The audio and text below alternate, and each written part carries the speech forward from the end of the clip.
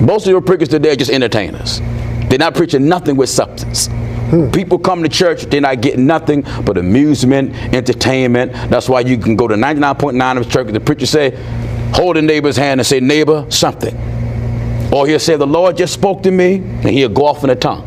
The Lord spoke to me, especially after the collection. After the collection is done, the preacher closes his eyes real tight. The Lord just spoke to me, just a minute. There's $5,000 more in the audience. And the people are suckered by it. Listen, Jack, I'm from the hood, man. And if you from the hood, you know a hustle when you see it. The hustle have came out of the hood, hid behind the cross in churches. And some of the preachers are the biggest hustlers that are out here. They use the name Jesus to rob the people. They use the name Jesus to bamboozle the people. They use the name Jesus to con the people. They use the name Jesus to manipulate the people. And because people in churches are not allowed to ask questions. Right. See, this is why we encourage viewers, ask your pastor questions.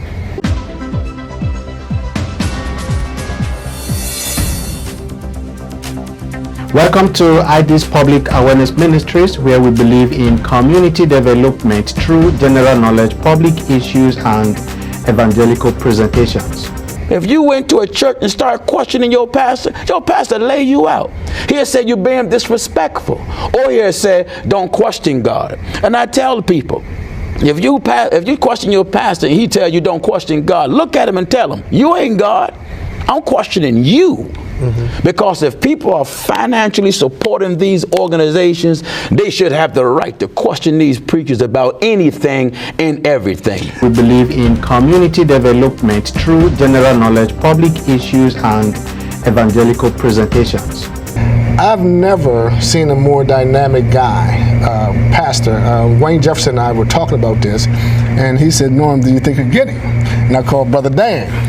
I emailed or texted him, and he called me back, and we set this date up. So we're going to have a very open, and what I'm hoping is we have some ministers call. Good. I'm hoping we have someone from the mosque call.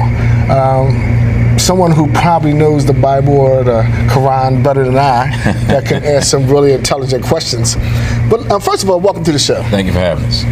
Let's get right into it, because this is Community Crossfire. First, tell me a little bit about yourself. Well, I came from a very well-disciplined home, family of 8, very well-rounded father and mother, church background. We started pastoring at age 22 in my mother and father basement. We started with about 12 to 15 people. But before then, I was strongly ridiculed by my former minister, who told me publicly that the Lord never dealt with me. I told him the different things that the Lord dealt with me about the work that we're doing now. He said, the Lord never dealt with you. He said, in fact, if you leave and I don't raise my hands over you and bless you, you'll never amount to nothing. Over the stress, my father ended up getting a heart attack over this. When we left, we had no place to go, so we started out in our mother's and father's basement. We were there for 5 years. From the basement, we worked in 13 other areas in the country. Wow. The basement was my mother's church. Okay. It was our headquarters church. From there, we rented the recreation center of an Episcopalian church, and that's where the Lord blessed us to start our radio broadcast. I asked the Lord to give us an hour program on a year's time, and He blessed us with 10 radio stations, 11 radio stations in a year time, and shortwave stations. Wow. Let me stop you right there, because I also saw something where you said you don't have a doctor's degree in theology. No, I never went to seminary. Because everybody's got doctors and stuff now. School makes students. It takes God to make a preacher. One goes to theology school. When they come out, they're more messed up than they went in.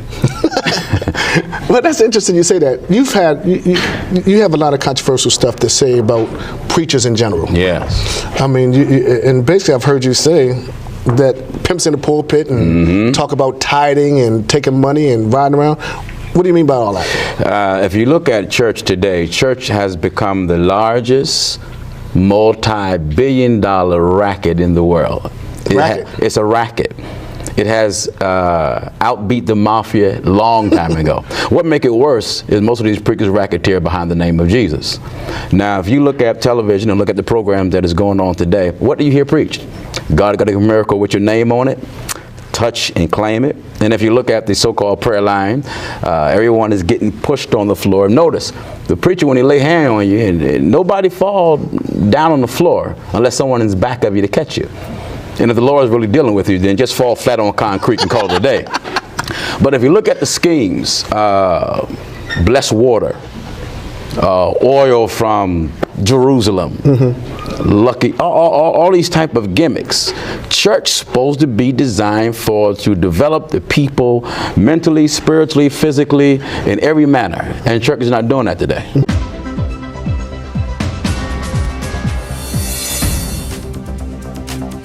Welcome to ID's Public Awareness Ministries, where we believe in community development through general knowledge, public issues, and evangelical presentations. If you just tuned in, we started a little earlier. We have Pastor Gino Jennings in studio, and this is going to be an incredible conversation.